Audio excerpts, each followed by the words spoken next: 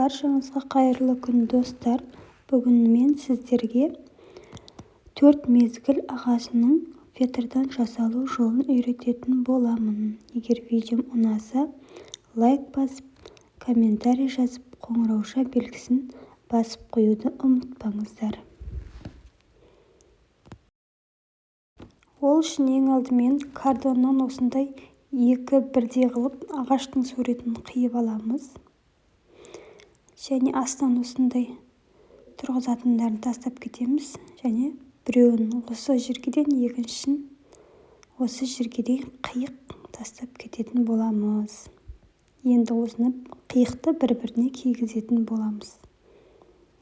Және астына подставка көретінде домалақ картонды осылай қиықтар тастап дайындап алатын боламыз. Міне осылай бір-біріне кигізіп, астындағы шығып тұрған картондарды подставкаға кіргізіп тұрғызып қойдым. Осының барлығын ыстық кілеммен бірінші жақсылап қатырып алатын боламыз.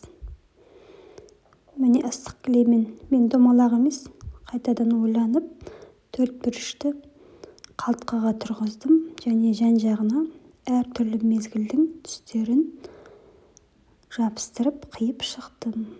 Төменгі жағына сұр түбірін, үстіңгі жағына жасыл, сары, қанық жасыл, ақ цветтерді жабыстырып шықтым. Осылай әртүрлі мезгілдердің түстерін оның подставкасына де осылайша ыстық кіле арқылы жабыстырып алатын боламыз.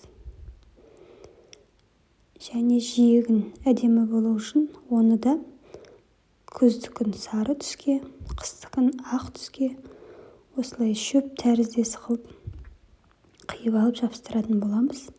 Әр мезгілге талда өсетін жапырақтың түстерін, жемістің түстерін фетрдан қиып жабыстыратын боламыз. Төменгі жағына осындай көктемге бәйшешекті, қысқа қардың бейнесін қиып жабыстырып қоямыз. Осындай жиегін картон ашық қалмау үшін осындай стразамен жауып шықтым. Міне бізде өте әдемі 4 мезгіл ағашы дайын болды. Төменгі жағына әртүрлі үй жануарларын әр мезгілге сәйкес орналастырып шықсаңыз болады.